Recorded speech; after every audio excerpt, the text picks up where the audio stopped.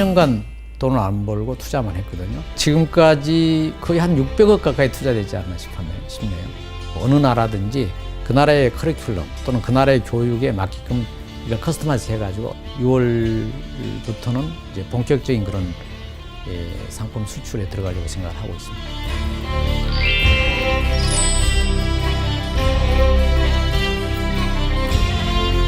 처음에 뭔가를 남보다 먼저 한다는 것이 좋은 점도 있지만 그런 이제 그 위험, 그런 리스크가 항상 많이 있죠.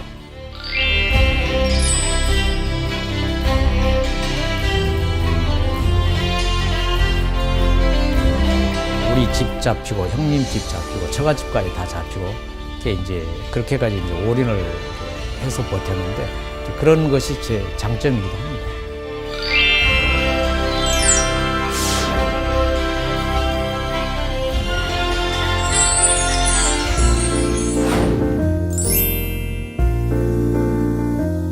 한국에 최초로 했던 것들이 참 많아요.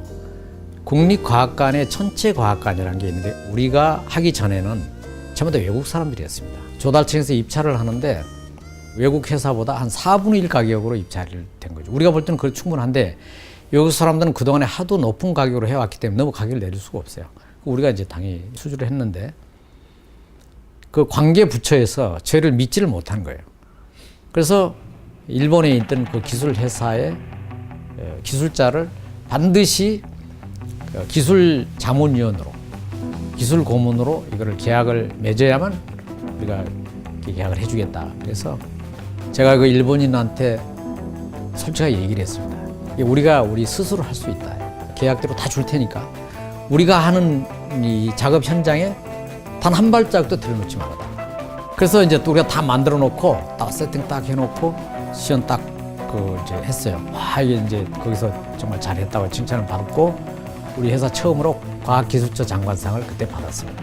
근데 그때가 회사가 한창 어려울 때라 돈을 못 주고 돈 달라는 말도 그 사람을 또 안 하고 돈을 못 주고 있다가 2년 후에 회사가 조금 이제 돈이 들어와서 우리가 돈을 이제 보낸다고 계좌번호를 이제 다시 보내라 이렇게 하니까 지금은 돌아가셨습니다만 그 일본의 그 사장님이 우리가 돈을 안 줘도 된다. 우리가 너희들한테 해준 것이 하나도 없는데 기술 자문을 해준 게 없는데 우리가 돈을 받을 것이 의미가 없다. 그건 받을 수가 없다. 이렇게 또 연락이 오신 거예요. 그래서 우리가 옛날 돈 처음에 50% 보냈던 그 계좌를 찾아가지고 그냥 보냈어요.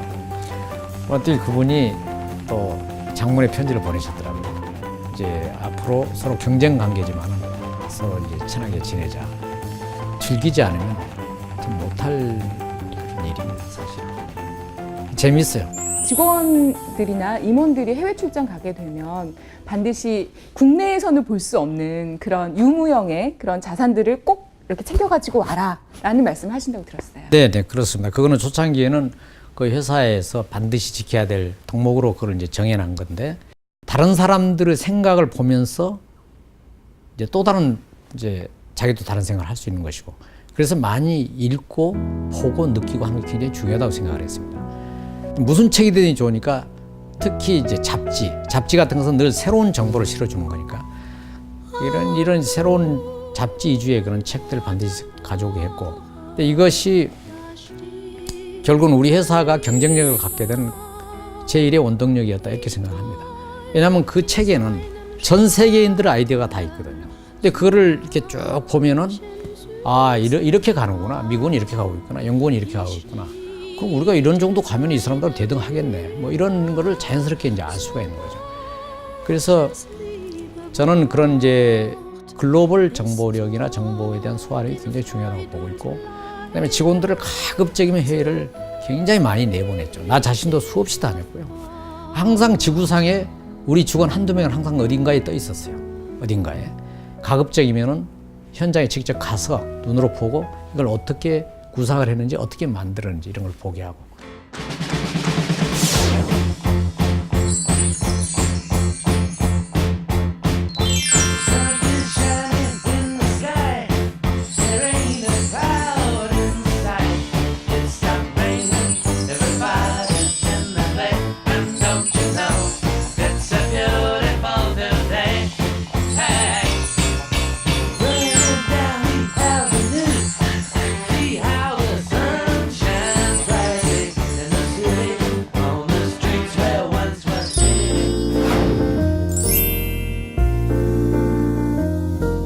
아버님이 3살 때 돌아가시고 어머니가 이제 혼자서 행상을 하시고 이렇게 하면서 또 저를 키우시고 이렇게 하는데 메뚜기 잡고 냇가에 들어가서 고기 잡고 뭐 깨먹고 들어가서 물안경도 없는데 깊이 들어가가지고 거기서 메기도 잡고 붕어도 잡고 붕어가 큰 것들은 전부 다 굴 속에 있거든요. 이거 잡아내고 이런 기억들이 너무 새롭고요. 그렇게 자랐기 때문에 지금도 감기 한 번 안 걸리고 이렇게 열심히 일할 수 있는 것도 아마 그런 덕분이 아니었나 싶습니다. 명문대 진학을 하실 수 있었는데도 좀 어려운 상황 때문에 이제 우리 어머니는 고등학교까지 졸업했으니까 어디 면사무소 같은 데 취직할 수 없을까 그런 것들이 이제 그 당시 소박한 꿈이셨죠. 근데 제가 이렇게 보니까 그 대학교 배지를 달고 온 고등학교 동창들을 보니까 이거 안 되겠다, 나도 대학을 가봐야 되겠다 이렇게 해가지고 그때 이제 형님이 서울에서 집 짓고 목수도 하시고 뭐 이런 이제 벽돌도 쌓으시고 이런 일을 하셨는데 나를 좀 그 밥을 좀 먹여줄 수 있느냐, 나 서울로 가야 되겠다 일하면서 그래도 뭐 어떻게 공부를 해가지고 합격을 했어요. 그러니까 근데 제가 돈이 없어서 이제 등록을 못했죠. 그러니까 68년도에 보면 한 사람이 등록 안 한 사람이 있을 거예요. 고려대학교 생물학과에. 그게 저예요. 그런데 그 돈이 없는데 어떻게 해요? 결국 뭐 학교는 못 다녔죠. 그 다음에 1년 더 돈을 벌어가지고 다시 고려대학교 동문과에 들어갔죠. 그때는 그런 생각이죠. 고등학교 때도 조금 열심히 영어에도 관심이 많았어요. 영어는 좀 잘할 수 있겠다. 그러니까 영어를 2개만 하면은 밥 먹고 사는 데는 지장이 없을 거다. 그래서 이제 3년 만에 3년 늦게 대학을 들어갔죠. 참 힘든 시기셨을 것 같아요. 어린 나이에 현실은 너무 힘들고 꿈은 있는데 어떻게 그 힘든 시기를 다 극복을 하셨어요? 근데 제가 요즘도 굉장히 중요하게 생각하는 것이 긍정적인 마인드입니다. 그러니까 사람이 절대 비관해서는 안 돼요. 항상 즐거웠어요. 항상 자신 있었고 그 비관스럽지가 않았어요. 내가 뭐든지 해낼 수 있다 이런 생각을 이제 하고 즐겁게. 그래서 어떤 애들은 제가 엄청난 부잣집 아들인 줄 알았던 사람도 많았어요.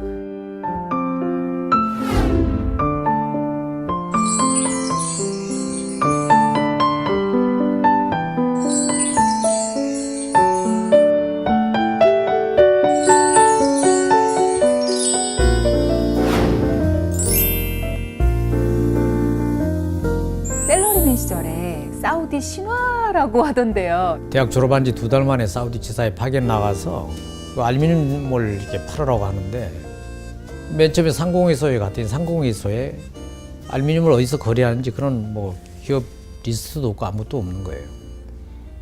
그래서 하도 고민을 하다가 제 월급을 주면서 이제 영어하고 사우디 말을 하는 사람을 하나 채용을 해가지고 내 차에다가 태우고 이제 그 사거리에 이제 서 있는 거예요. 차를 세우고 서 있다가 이제 알루미늄을 싣고 가는 차가 있으면 이제 그걸 이제 차를 따라가서 잠깐 세우라고 해놓고 야 이거 어디서 오는 거냐 또는 어디로 가는 거냐 그러니까 이 알루미늄을 파는 사람은 누구고 또 사는 사람은 누구냐 이렇게 해가지고 그 알루미늄 바이어들을 개척을 했죠.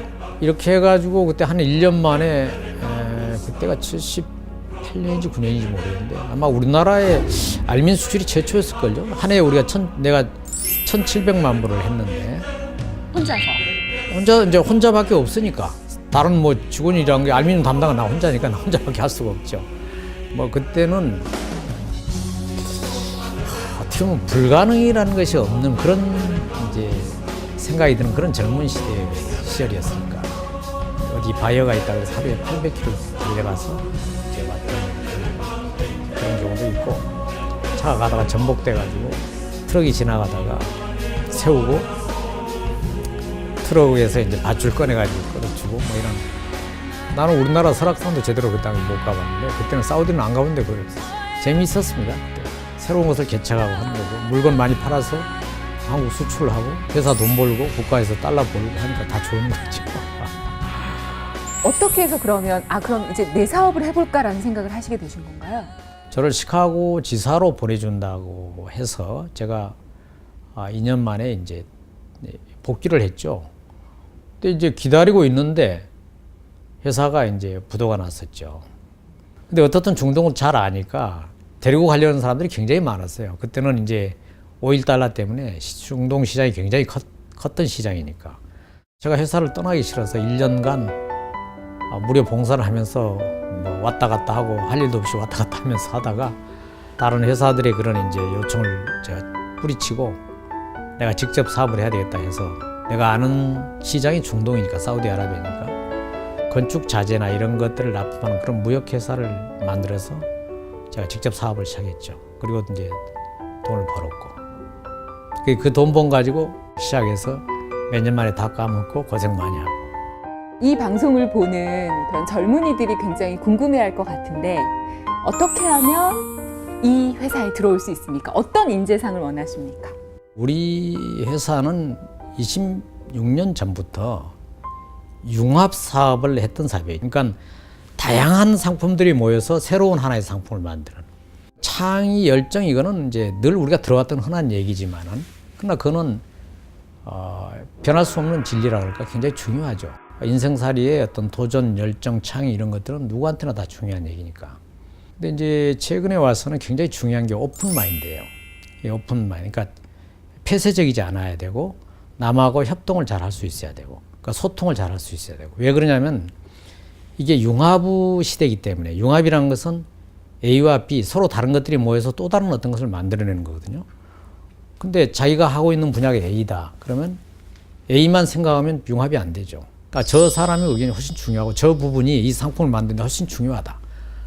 그러니까 메인이 저쪽에 될 수도 있고 나는 서브가 될 수도 있고. 근데 그거를 인정하지 않은 사람들은 우리 회사에 적당하지가 않죠. 근데 아마 그건 다른 회사에 똑같을 거예요.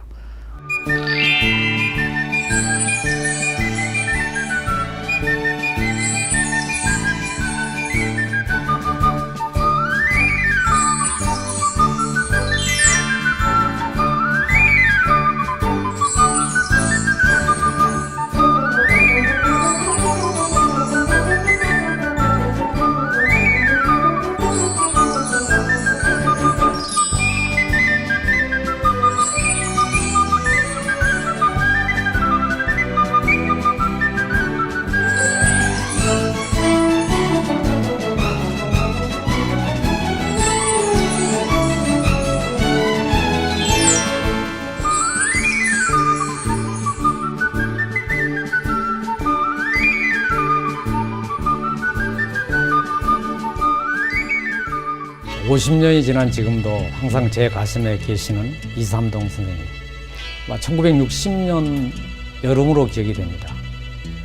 그때 전라남도 지사가 저희 초등학교 앞을 지나가신다고 해서 저희 모든 학생들이 환영의 박수를 치기 위해서 길가에 서서 도의사님 차가 지나가기를 기다리고 있었습니다. 3시간 정도를 그 뜨거운 햇볕 아래서 기다려서야 도의사님 차량이 지나갔습니다. 먼지를 둘러쓴 채 박수를 치고 교실로 돌아왔죠. 선생님이 수업을 마치신 다음에 저보고 교실에 잠깐 나무라고 하셨었어요.